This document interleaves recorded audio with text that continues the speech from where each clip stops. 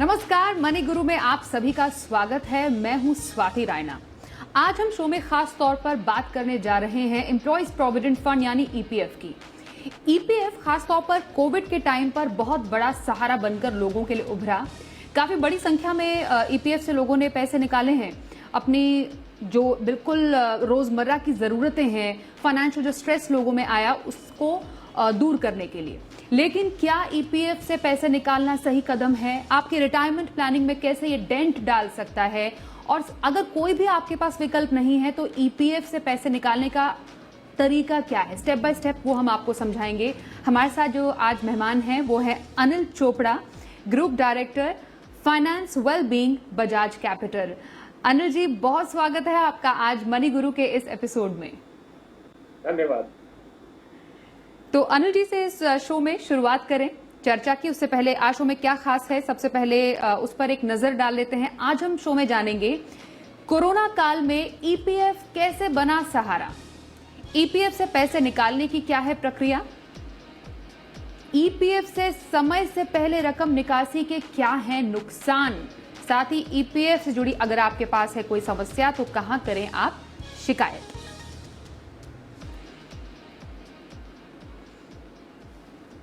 अनिल जी, सबसे पहले मैं आपसे यही समझना चाहती हूँ, ईपीएफ या पीएफ इसको लेकर लोगों के मन में थोड़ा सा कंफ्यूजन रहता है, इसलिए मैं सबसे पहले आपसे यही जानना चाहती हूँ कि ईपीएफ अगर हम बहुत ही आसान भाषा में लोगों को बताएं क्या है तो कैसे समझाएंगे इसे? जी देखिए, ईपीएफ यानी कि जो भविष्य निधि है, जैसे कि नाम ही बता रहा है, ये आपके फ्यूचर की रिक्वायरमेंट्स के लिए है। ये मेनली एक बहुत बड़ा रिटायरमेंट प्लानिंग का टूल है। ये जनरली कहा जाता है कि इंडिया जैसे डेवलपिंग कंट्री में सोशल सिक्योरिटी मेजर्स की बहुत कमी है, तो उसके चलते एम्प्लॉयज प्रोविडेंट फंड या भविष्य निधि का जो एक खाता है, ये सबसे बड़ा एक विकल्प बनकर आता है हर एक वर्किंग पर्सन के लिए कि वो अपने फ्यूचर की रिटायरमेंट प्लानिंग की तैयारी कर सके शुरू से ही, क्योंकि इसमें अनुशासन आ जाता है। कुछ सरकार ने ऐसे रूल्स बनाए हुए हैं कि हर एक ऐसी ऑर्गेनाइजेशन या कंपनी या एंटिटी जहाँ पे कम से कम 20 लोग काम करते हैं, वहाँ पे एम्प्लॉयज प्रोविडेंट फंड अकाउंट खोलना कंपलसरी है, मैंडेटरी है। और वहाँ पे काम करने वाले जितने भी कर्मचारी हैं, उनकी बेसिक सैलरी का 12% जो है वो कट के पीएफ में जमा होता है, और उतना ही एक रकम जो एम्प्लॉयर है वो भी आपके खाते में जमा करता है, यानी कि आपकी बेसिक सैलरी का 24% जो है हर महीने वहाँ जमा होता जाता है। और वो आप जनरली जब आप 58 साल के हैं, जो भी आपकी रिटायरमेंट एज है, तभी जाके उसको यूज कर पाते हैं। तो इसके चलते आपकी एक कंपलसरी सेविंग हो जाती है, और उसके साथ साथ ही आपको अपने फ्यूचर के लिए फिर ज्यादा चिंता करने की जरूरत नहीं रह जाती, क्योंकि एक अच्छी खासी रकम वहां जुड़ के जमा हो जाती है, जिससे आप अपने रिटायरमेंट के बाद का जो सुनहरा भविष्य है उसको आप आराम से बिता सकते हैं। इसके साथ ही एक ये भी चीज जानना जरूरी है कि सरकार ने इसको प्रोत्साहन देने के लिए इस पर जो ब्याज दर रखी हुई है वो बहुत ही अट्रैक्टिव है। वो पिछले साल तो 8.65 यानी कि 8.65% इंटरेस्ट इस पे दिया गया था, और वो भी टैक्स फ्री, कर मुक्त। इस दफा भी उम्मीद की जा रही है कि डिसीजन होगा कि शायद 8.5 या 8.25% टैक्स फ्री ब्याज मिले। और आप जानते ही होंगे कि बैंकों में एफडी लोग कराते हैं, वहाँ पे 6% ब्याज मिलता है, वो भी टैक्सेबल। और यहाँ पे अगर 8.5% ब्याज मिल रहा है, वो भी टैक्स फ्री, वो टैक्स को जाके 12% पड़ता है। तो इतनी अच्छी जिसमें सहूलतें हैं, तो ऐसे अकाउंट को तो आदमी को सहेज के रखना चाहिए, और इसको बीच में कभी भी निकालने की कोशिश नहीं करनी चाहिए, जैसे आपने पहले कहा। बिल्कुल सही बोला आपने अनिल जी। मतलब एक कंपलसरी कंट्रीब्यूशन जो कि नौकरी पेशा है उनका ईपीएफ में जाता है, और एक नौकरी पेशा के लिए कितना परसेंटेज ऑफ बेसिक सैलरी जो कि हर महीने देना होता है, क्योंकि जितना परसेंटेज एम्प्लॉय का जाता है उतना ही परसेंटेज एम्प्लॉयर का भी जाता है। हाँ जी, 12% जो है, ओके, तो 12%। जी, अगर किसी की जो मंथली तनख्वाह है, ये जो सैलरी है, अगर 50,000 रुपए है, और 50,000 में से अगर 30,000 रुपए बेसिक सैलरी है, तो बाकी 20,000 रुपए एचआरए और कन्वेंस वगैरह है, तो 30,000 रुपए का 12% यानी कि 3,600 रुपया तो जो एम्प्लॉय है उसकी सैलरी में से काटा जाएगा, और 3,600 रुपए ही उसमें एम्प्लॉयर जमा करेगा। तो यानी कि 7,200 रुपए आपके उस महीने जमा हो जाएंगे, और हर महीने जमा होते जाएंगे। और जैसे जैसे आप तरक्की करेंगे लाइफ में, आपकी प्रमोशन होगी, इंक्रीमेंट होगी, बेसिक सैलरी बढ़ेगी, उसी हिसाब से आपका प्रोविडेंट फंड का कंट्रीब्यूशन भी बढ़ता जाएगा। और अभी तकरीबन ये देखा गया है कि जो लोग 25, 30, 35 साल से काम कर रहे हैं और आजकल रिटायर हो रहे हैं, उनके प्रोविडेंट फंड में पैसा जुड़ के 1 करोड़, 1.5 करोड़, 2 करोड़, 3 करोड़, यहाँ तक कि 5-5 करोड़ तक भी हो जाता है, जिससे कि वो अपने फ्यूचर की प्लानिंग बहुत अच्छी कर सकते हैं। ये आपने बहुत अच्छी जानकारी दी अनिल जी कि अगर रेगुलरली ईपीएफ खाते में कंट्रीब्यूट करते रहें तो करोड़ तक की जो राशि है वो इकट्ठा की जा सकती है रिटायरमेंट तक। इसमें एक बहुत ही इंटरेस्टिंग बात दर्शकों के लिए ये भी है कि जो कंपनी का शेयर होता है 12% का, उसको दो हिस्सों में बांटा जाता है। कंपनी का शेयर 3.67% ईपीएफ में जाता है और जो 8.33% है वो पेंशन योजना में जाता है, जिसको ईपीएस कहते हैं, कर्मचारी पेंशन योजना, जिसमें आप पेंशन भी पा सकते हैं। ये बहुत ही बेहतरीन टूल है रिटायरमेंट का और एक तरीके से आपको डिसिप्लिन रखता है, अनुशासन में रखता है आपके रिटायरमेंट प्लानिंग के प्रति।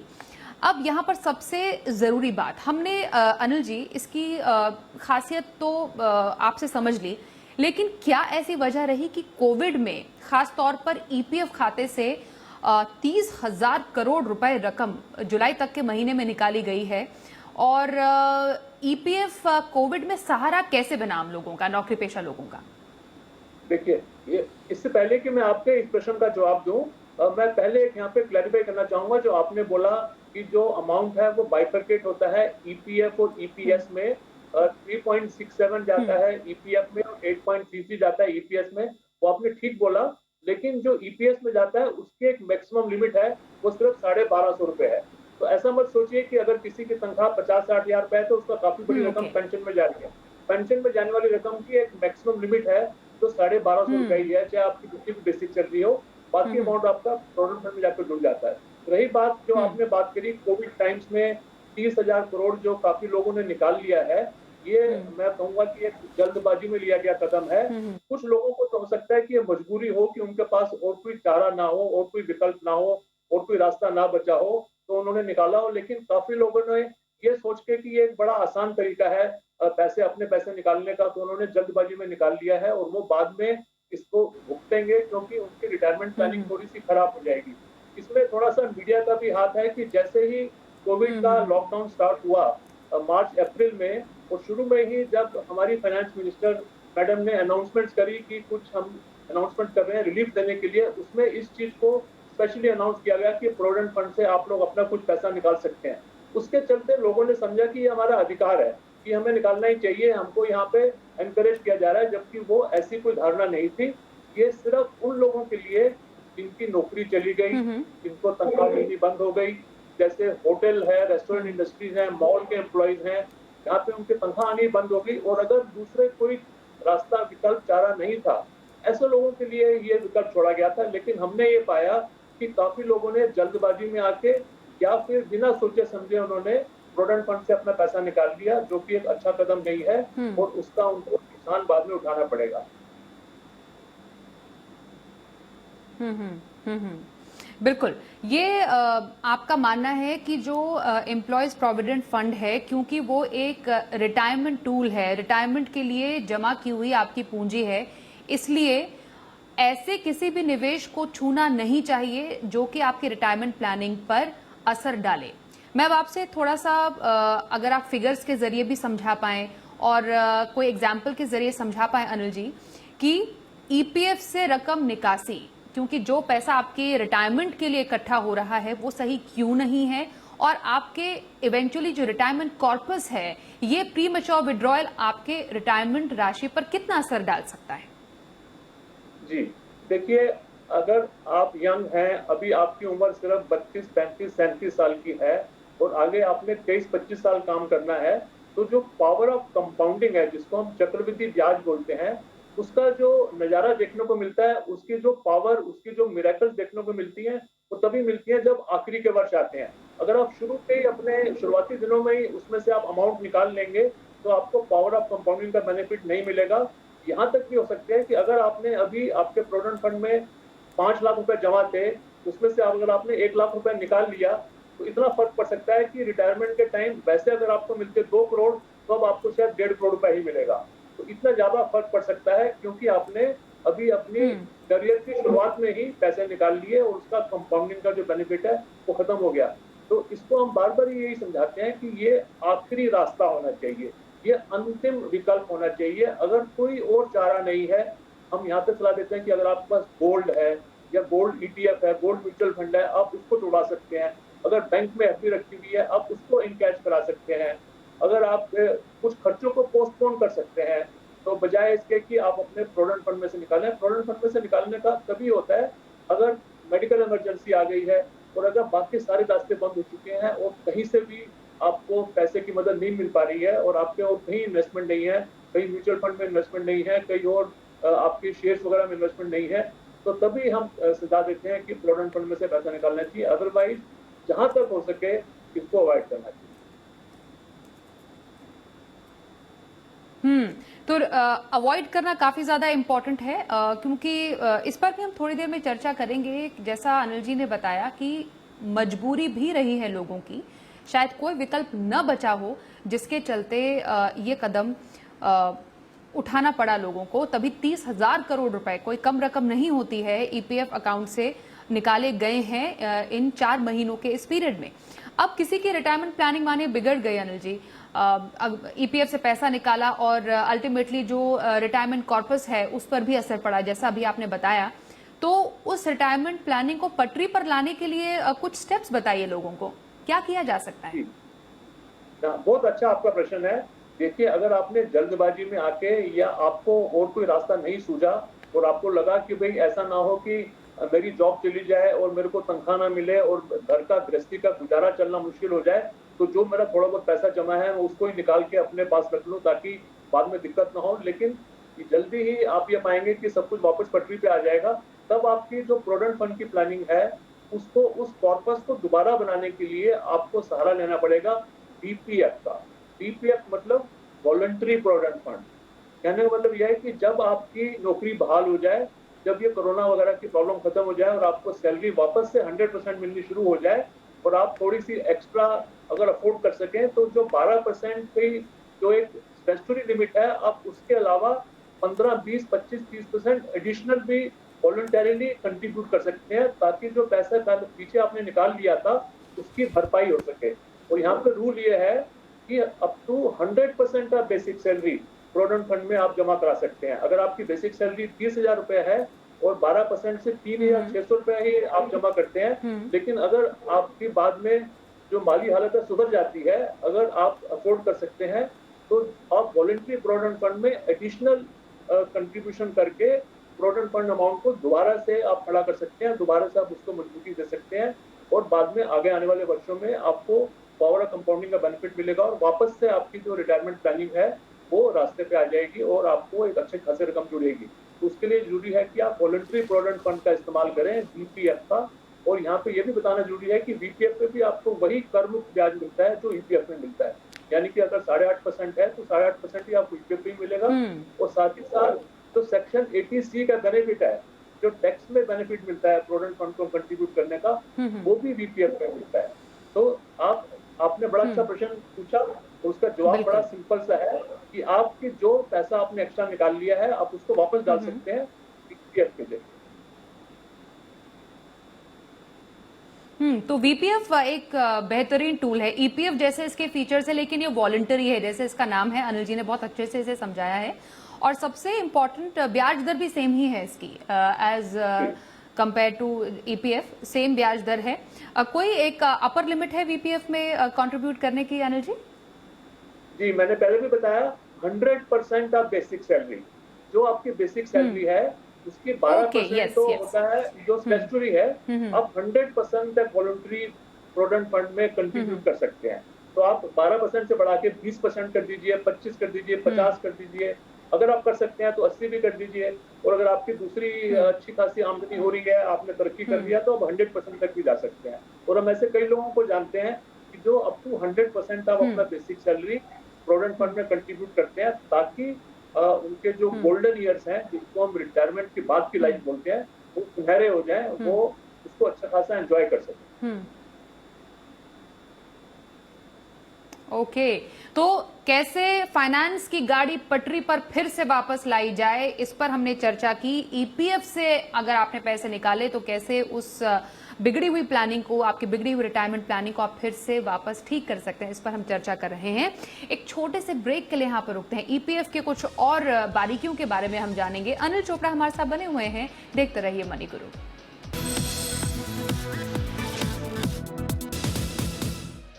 मनी गुरु में आज हम बात कर रहे हैं कि एम्प्लॉयज प्रोविडेंट फंड यानी ईपीएफ कैसे कोविड का में सहारा बना, लेकिन उसके बावजूद अगर आपने रकम निकासी की है ईपीएफ से, आप कैसे उस फाइनेंशियल प्लानिंग को पटरी पर वापस ला सकते हैं। अनिल जी, हम ब्रेक से पहले आपसे यही बात कर रहे थे। इनफैक्ट जैसे कई लोग हमसे पूछ रहे हैं कि अभी क्योंकि स्थिति ऐसी है कि कोई ना कोई लॉन्ग टर्म प्लानिंग से पैसे निकालने पड़ रहे हैं कई लोगों को। ऐसे में जो थोड़ी प्लानिंग बिगड़ी है उसमें कुछ डेली कुछ बदलाव किए जा सकते हैं। मानिए कुछ बजट में बदलाव हो गया, कहीं पर जहां पर ज्यादा खर्च नहीं हो रहे हैं उस पैसे को अपने लॉन्ग टर्म प्लानिंग या रिटायरमेंट प्लानिंग में लगा दिया, कुछ खर्चे कम कर दिए। ये कुछ बेसिक पॉइंट्स या बेसिक हैबिट्स अपने फाइनेंशियल लाइफ में लोग ला सकते हैं इस वक्त। बिल्कुल, देखिए ये तकरीबन ये कहा जाता है कि आपकी सैलरी जो है वो आपको अमीर नहीं बनाती है।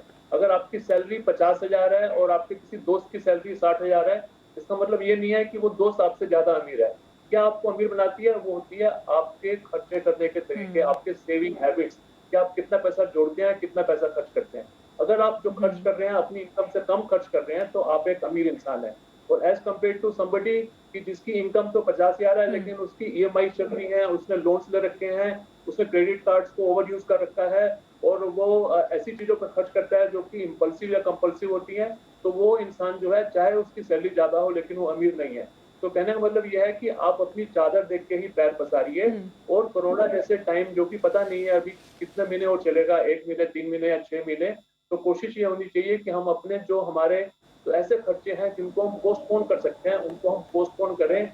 जैसे कि एग्जांपल है कि मोबाइल फोन अगर हमने बदलना है तो हम उसको थोड़े महीनों के लिए उसको हम आगे टाल सकते हैं।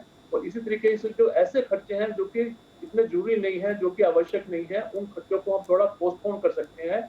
और सिर्फ कोशिश करें कि जो इम्पोर्टेंट चीजें हैं जैसे कि अपनी ग्रोसरी का खर्चा हो गया, रेंट देना हो गया या बच्चों की स्कूल फीस हो गई, इनके बिना गुजारा नहीं है। ऐसे खर्चों को ही हम अपने खर्चे मान के और बजट को एक दोबारा से डिफाइन करें और थोड़ा सा अपने ओवरऑल खर्चों को कम करें, ताकि जो हमारी इनकम में कुछ कमी हुई है तो उसकी जो है वो आप उसी के अंदर ही गुजारा करें तो ज्यादा बेहतर रहेगा, बजाय इसके कि आप अपनी लॉन्ग टर्म प्लानिंग की स्कीम्स में से निकाल के अपने खर्चे को बढ़ाने की कोशिश करें। ये बहुत जरूरी है कि अनुशासन बहुत जरूरी। तो फाइनेंस की गाड़ी को पटरी पर लाना बेहद जरूरी है, क्योंकि ये समय एक जैसा नहीं रहेगा। अभी अगर बहुत ज्यादा छेड़छाड़ आपने अपने लॉन्ग टर्म प्लानिंग से की है तो जब आप उस समय में पहुंचेंगे तब आपके लिए जो राशि आपको जितनी इकट्ठी करनी थी वो काफी कम पड़ सकती है। हमसे एक दर्शक पूछ रहे हैं अनिल जी कि ईपीएफ पर नॉमिनेशन के क्या विकल्प हैं, क्या सुविधा है, कैसे नॉमिनी तय करना चाहिए। और मानिए जो कर्मचारी है भगवान न करे वो अगर नहीं रहते हैं या अगर उनको किसी बीमारी के कारण वो काम नहीं आगे कंटिन्यू कर पाते हैं तो जो पैसा है, जो रकम है वो नॉमिनी को जाएगी, कैसे जाएगी, थोड़ा बहुत प्रोसीजर इसका बताएं। जरूर, देखिए बहुत इंपॉर्टेंट है क्योंकि इसमें एक तो रकम काफी बड़ी होती है और ये क्योंकि काफी लंबी अवधि की प्लानिंग होती है। आप स्टार्ट करते हैं काम करना 24-25 साल की उम्र में, रिटायर होते हैं 60 साल तक, तो ये बहुत जरूरी है कि आप अपने अकाउंट में नॉमिनी को बड़ा स्पेशली दर्ज करा के और सोच समझ के उसको करें। जनरली हमने ये देखा है कि जब तक जो यंग लोग हैं जिनकी शादी नहीं हुई होती तो वो अपने माताजी को या पिताजी को नॉमिनी बनाते हैं। जैसे ही शादी हो जाती है फिर वो अपने स्पाउस को बनाते हैं, हस्बैंड अपनी वाइफ को बनाता है, वाइफ अपने हस्बैंड को बनाते हैं। और बाद में जब बड़े हो जाते हैं अगर किसी वजह से अकेला रह जाता है तो अपने बच्चों को बनाते हैं। तो जो भी आपके सबसे नजदीक है, जो नंबर 1 प्रायोरिटी आपके पेरेंट्स की, अगर आप अनमैरिड हैं, अगर आप मैरिड हैं तो फिर अपने स्पाउस को, और अगर आप मैरिड के बाद अगर आप अकेले रह गए हैं तो फिर अपने बच्चों को में से चुन के आप जिसको भी देना चाहते हैं उसको आप नॉमिनी बनाइए। और ये बहुत ही सिंपल प्रक्रिया है, एक फॉर्म भर के आप 2 नॉमिनी बना सकते हैं। उसमें कर सकते हैं 50%, 50%, 25%, 25%, आप उसको उस हिसाब से बांट भी सकते हैं। तो और इसको आप कभी भी चेंज कर सकते हैं। ऐसा नहीं है कि अगर आपने 26 साल की उम्र में स्टार्ट किया, आपने किसी को नॉमिनी बनाया तो आप उसको चेंज नहीं कर सकते। आप उसको जब चाहे चेंज कर सकते हैं और उसके फॉर्म जो है आजकल ऑनलाइन में मिलते हैं। आप उसको प्रक्रिया को समझ के, एक बड़ी सिंपल सी प्रक्रिया है, लेकिन ये बहुत जरूरी है कि आप एक नॉमिनेट करें ऐसे इंसान को जिसको आप अपने सबसे करीबी समझते हैं और जो आप समझते हैं कि आपके जाने के बाद अगर आकस्मिक निधन हो जाता है तो वो पैसे किसको जाने चाहिए, वो पत्नी को या पति को जाने चाहिए या बेटे को या बेटी को या पेरेंट को। तो नॉमिनेशन का जो पूरा प्रोसेस होता है वो अनिल जी ने बताया और बहुत ही इंपॉर्टेंट भी है। चाहे कोई भी आप खाता खोलते हैं, क्योंकि आज हम ईपीएफ की बात कर रहे हैं, तो ईपीएफ में भी नॉमिनी तय करना बहुत ज्यादा जरूरी होता है। कई ऐसे लोग होते हैं जो इस बहुत ही इंपॉर्टेंट एस्पेक्ट को भूल जाते हैं, नॉमिनी तय करना जरूरी नहीं समझते हैं, फिर समय पर बहुत ज्यादा मुश्किल हो जाती है। इसलिए नॉमिनी जरूर तय करें। क्या वजह रही अनिल जी, मैं इसी बात पे दोबारा से आऊंगी कि जिस तरीके से लोगों ने ईपीएफ से पैसे निकाले हैं, क्या ये प्रोसेस बहुत ज्यादा आसान सरकार की तरफ से किया गया है? मतलब जैसे कई लोग हमसे सवाल पूछते आए हैं कि ईपीएफ से रकम निकासी की प्रक्रिया क्या है, पैसे कैसे निकाले, क्या ये पूरा प्रोसेस सरकार ने जानबूझ के आसान बनाया जिससे कि लोगों को ज्यादा से ज्यादा आसानी हो पैसे निकालने की और वो अपनी रोजमर्रा की जरूरतों को पूरा कर पाए? देखिए, जो सरकार की जो मंशा थी, जो उनके मन में जो भाव थे, वो तो बहुत ही उत्तम थे कि किसी को किसी प्रकार की परेशानी ना हो। उनको ये लगा कि अब काफी बड़ी तादाद में नौकरियां जा सकती हैं और कई ऐसे उद्योग हैं, जैसे मैंने बताया हॉस्पिटैलिटी, एयरलाइंस, रेस्टोरेंट्स, मॉल्स, जहाँ की बिल्कुल आमदनी जीरो हो गई, काम उनके ठप पड़ गए, तो नेचुरली उनके यहाँ काम करने वालों की भी तनख्वाह के मुश्किल पड़ गई कि उनको वो सैलरी दे पाएंगे कि नहीं दे पाएंगे। तो इसके चलते उन्होंने ये सोच के कि क्या कदम उठाए जाएं कि लोगों की तकलीफ को कम किया जाए, तो उन्होंने एक ये सुझाव दिया। उन्होंने अपने से ये सुझाव दिया था कि आप अपने प्रोविडेंट फंड का पैसा अगर चाहें तो निकाल सकते हैं और उसकी प्रक्रिया तो पहले से ही बहुत सरल हो रखी है। आजकल एक यूएएन नंबर होता है, ये जानना बहुत जरूरी है दर्शकों के लिए। जैसे कि पैन होता है हमारा permanent account number income tax का, या आधार कार्ड होता है, ऐसे ही एक प्रोविडेंट फंड का यूएएन होता है, यानी कि यूनिवर्सल अकाउंट नंबर। तो यूनिवर्सल अकाउंट नंबर का मतलब यह है कि आप जितनी बारी मर्जी नौकरियां बदलते रहें, लेकिन आपका अकाउंट नंबर सेम रहता है और पैसा आपका ट्रांसफर होता रहता है। पहले की तो बात नहीं है, जब 10-15 साल पहले जब यूएएन नहीं था तब मैनुअल प्रोसेस था और कई बारी पैसा हमारा अलग अलग जगह पे पड़ा रहता था। अभी सारा पैसा जुड़ के एक ही अकाउंट में आ जाता है और ऑनलाइन विड्रॉल की सुविधा है। तो आजकल तो सभी काम ऑनलाइन होते हैं, तो कंप्यूटर में बैठ के आप अपना यूएएन डाल के प्रोविडेंट फंड की साइट में जाके अपनी केवाईसी करा के और बैंक अकाउंट डिटेल्स देके और आप इंस्ट्रक्शन दे सकते हैं, रिक्वेस्ट डाल सकते हैं और 2 से 3 दिन में 48 घंटों से 72 घंटों में पैसा आपके बैंक में आ जाता है। तो प्रक्रिया भी बहुत सुविधाजनक कर रखी है सरकार ने। साथ ही में थोड़ी इसकी पब्लिसिटी भी होगी, तो लोगों को लगा कि ये तो आसान तरीका बताया जा रहा है हमको, तो क्यों ना इसका इस्तेमाल किया जाए। तो हमें लगा कि काफी लोगों ने तो बिल्कुल भोलेपन में आके इसका इस्तेमाल किया, उनको शायद इसकी जरूरत नहीं थी, लेकिन कुछ लोगों को तो डेफिनेटली अगर कोई और रास्ता नहीं था तो इसके अलावा और कोई विकल्प नहीं बचा था, तो उसके लिए भी हमें सरकार की इसी वजह से ईपीएफ से पैसे निकासी का ये कदम उठाना पड़ा।